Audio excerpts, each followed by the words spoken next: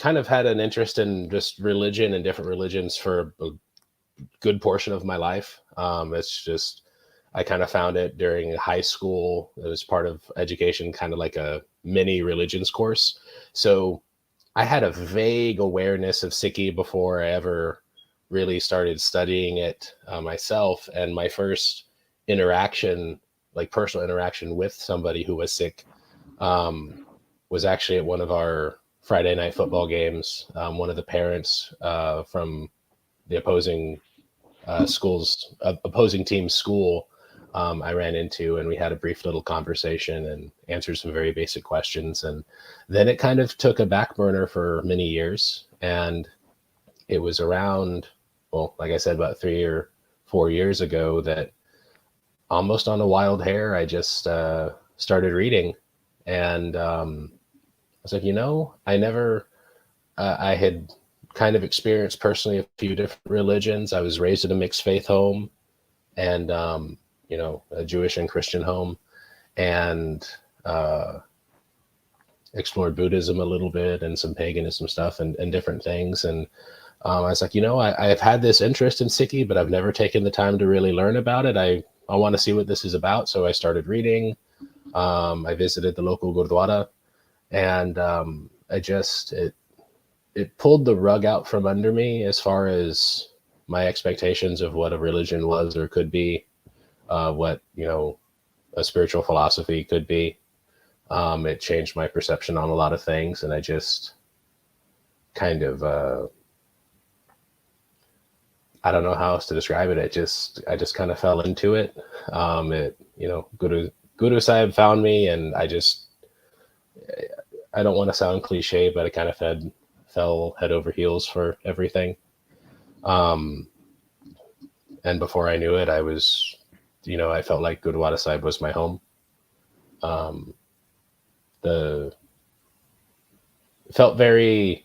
Everything felt right, felt very natural for me. I tend to be somewhat reserved. I'm not normally one to go up and start conversations. Though once they start, I do tend to keep them going. But the number of people who would come up and talk to me or introduce themselves to me or ask me if I needed anything, whether it was,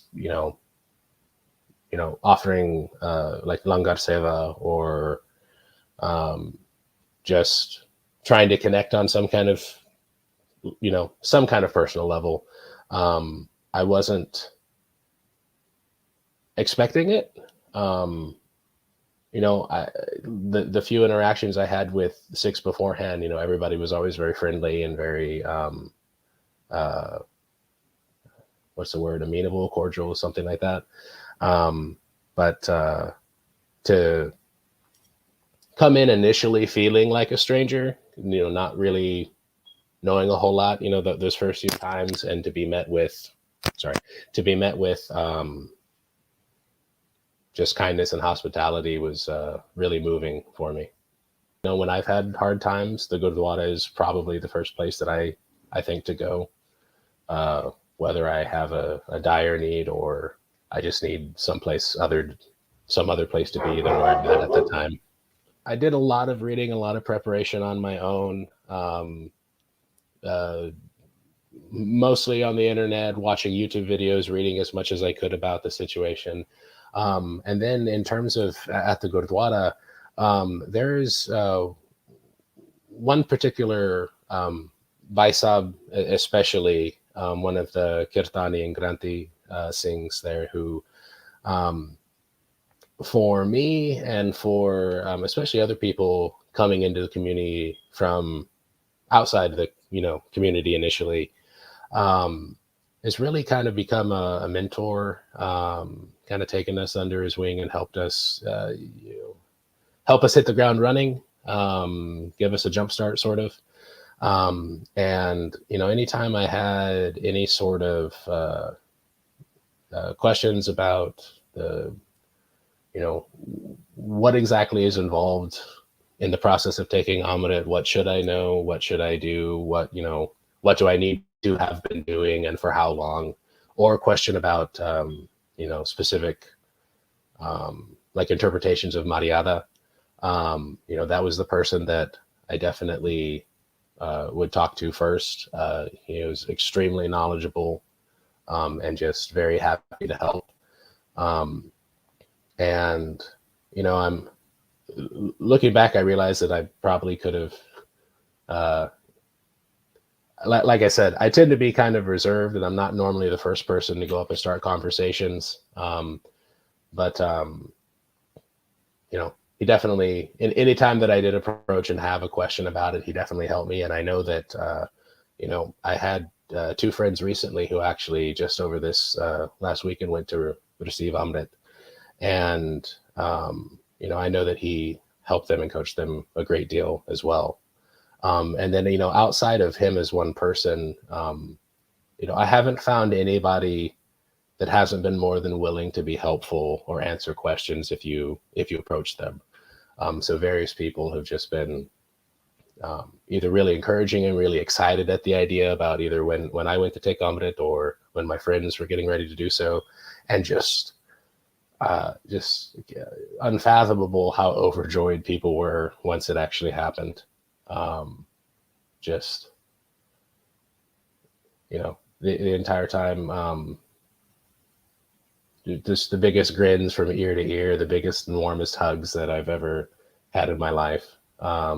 Everybody just being so happy and supportive throughout the entire process. What do you feel inspired you to take Amrit initially versus just practicing Sikhi without taking Amrit, like being a non-Amritdhari Sikh? It's a really good question. I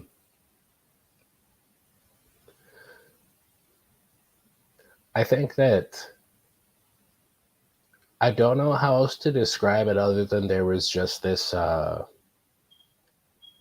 at some point, it just kind of dawned on me. It just felt like it was the right thing to do. There was it was a natural progression, wanting to, there was a desire to get, deeper into Sikhi and take, another step closer to Guru Sahib. And I want to be clear when I say this. I don't think that just because one is an Amritdhari or has taken Amrit that they're necessarily closer or superior, better. I don't want to come across that way whatsoever, as opposed to somebody who's not an Amritdhari. But for me, it was, hey, this has been my life for this long. I feel like I'm where I need to be. And this just feels like the right step for me moving forward. The idea of just kind of fully committing and giving my head to Guru Sahib, it really struck a chord with me. And I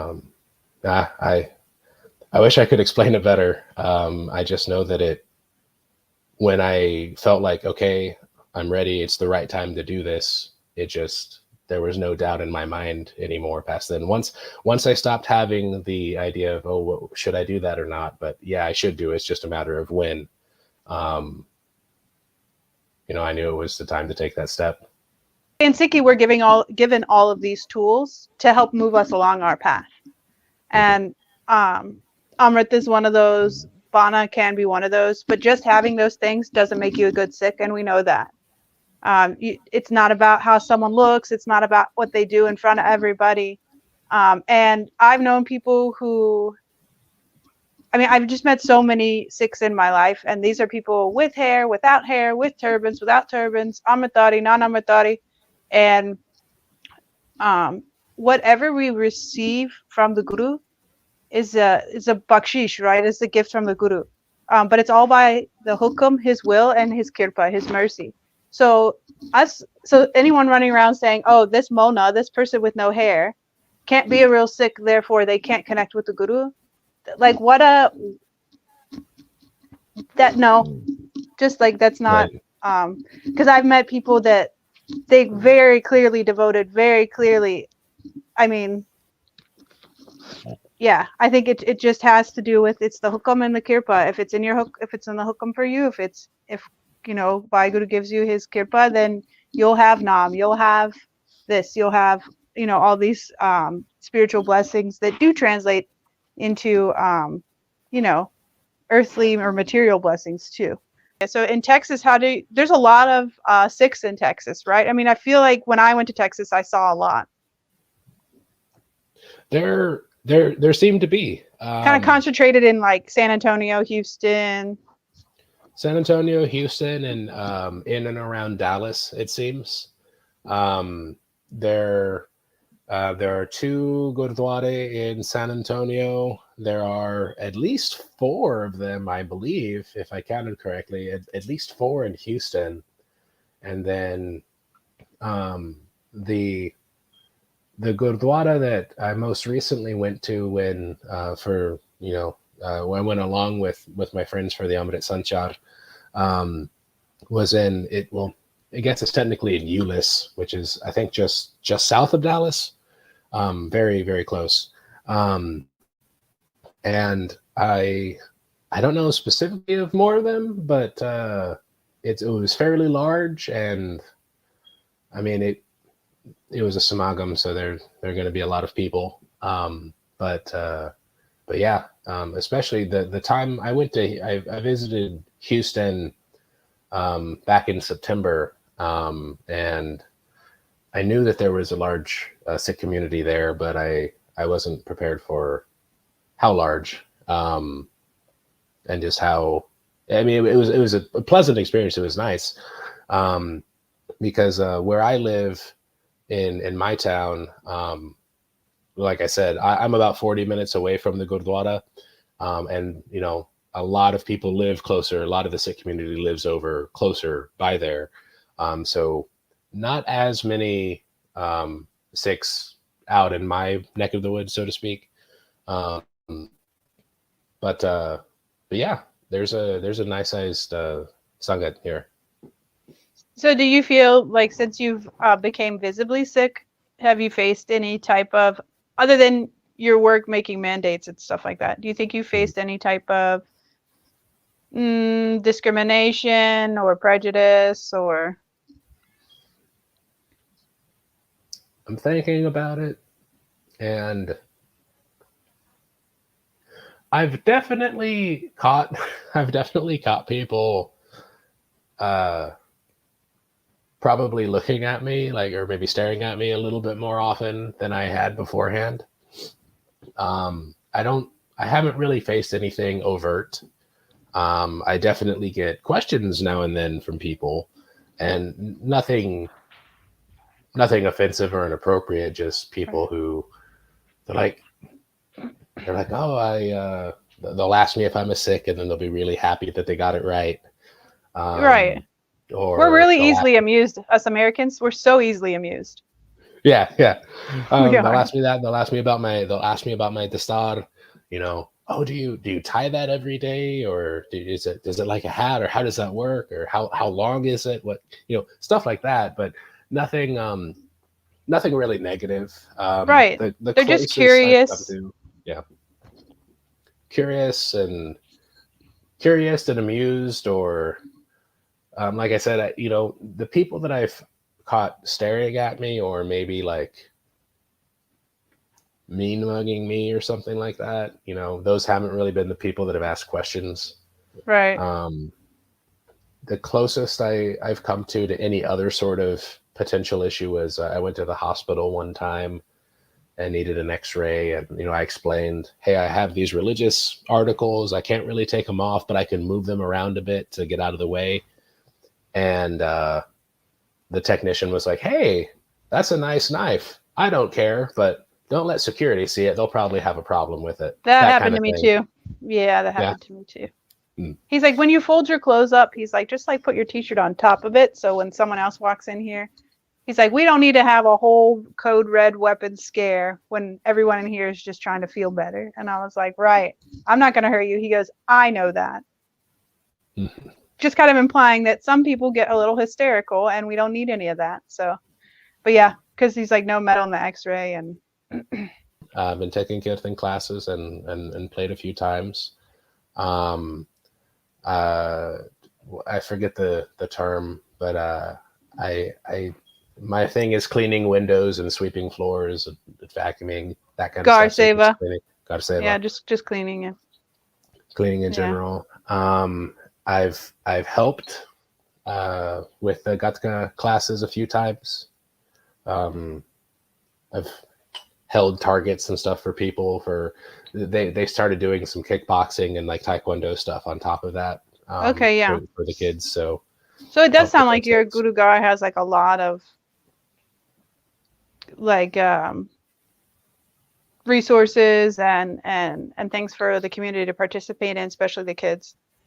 Definitely. Yeah. So I've seen like a lot of Gurdwaras like so they'll do kind of like how the church schedules are, where they'll have like a service like Wednesday night and then like Sunday morning ish and Sunday night. But I'm seeing a lot more where they're trying to do things more on like Friday nights, um, to be like, you don't have to go hang out and do these things on Friday nights. You could be at the Gurdwara on Friday nights and like sort of trying to attract teenagers, kids, um, like help kids build a good sangat. And I was like you. I mean, I always grew up with like an interest in religion, and I don't know. As a kid, I was always asking questions from my parents because they were Christians and just really religious. Even though I found out as I got older, my parents had very differing beliefs on a lot of things, including the afterlife. Even though they both went to the same church, both Christians, everything. Asking a lot of questions. Where is God? What is God? What does God want from us? Are there angels? Okay, where are they? Like I had all these questions because you're being fed the Bible. I was being fed, the Bible, and then being like, okay, you're teaching me this, so now I'm going to ask questions about it. And I just felt that either the answers to the questions were more confusing, there were no answers, or it was like a just because thing. And it wasn't because it's literally because there was no explanation. Mm-hmm. And I feel like in Sikhi, I felt like every question I've had an answer to, or every question I've had, there has been a satisfactory answer, or really like sort of humble commentary on why we don't know. Like Yeah. no one can seem to really agree 100% on how does karma work. But then they're like, we can't really put our fingers on it, guys, because it's like the cosmic. They're basically like, literally nobody knows exactly how it is, but these are our working theories. So, but they're willing to admit like this is the concept of karma that we can explain to you, and then like these different things. But there is one thing that I would like to say about karma is that when you're talking about karma, you shouldn't. I think it should be presented in a very neutral way, not in something like fearful. Like when we talk about in the West, of like, oh, she's gonna, or they're gonna get their karma, or karma's a B, or whatever they want to say, without ever really looking too far into what is karma actually. But I've just decided, as someone who can't wrap their brain around exactly how karma works, that I was just not going to worry about it very much. Not worry about understanding it. I jump into things and I try to. Sometimes I'll bite off more than I can chew. But in terms of my path on Sikhi, it's been easier for me to just take things, one day at a time, one little step at a time. And I feel like the learning sticks better that way. And, I have a better time doing it that way. Enjoying it as I go, enjoying the process. But, baby steps. You'll get there. Right. I don't start conversations a lot with people, especially in new places. Maybe it's too specific to me. I hope it's relatable, but if I could go back, I would have probably tried a little harder to overcome that anxiety and just talk to people more. Start asking questions sooner. Because, when I finally did, like I said, 99.999% of the time, people are going to be happy to help, happy to see you there, happy to, just, especially coming from outside of if you're not born into the community, born into a Sikh family, that kind of thing. People are happy that there's an interest in Sikhi, from other communities, and just don't be afraid to ask those questions, ask for help, and try to connect with people, and that's I guess that's really it. That's the first thing. Talk to people, get out there. The butterflies in your stomach and everything, that'll settle, that'll go away faster than you realize if you're feeling any of that anxiety. But just connect. Take a walk and go on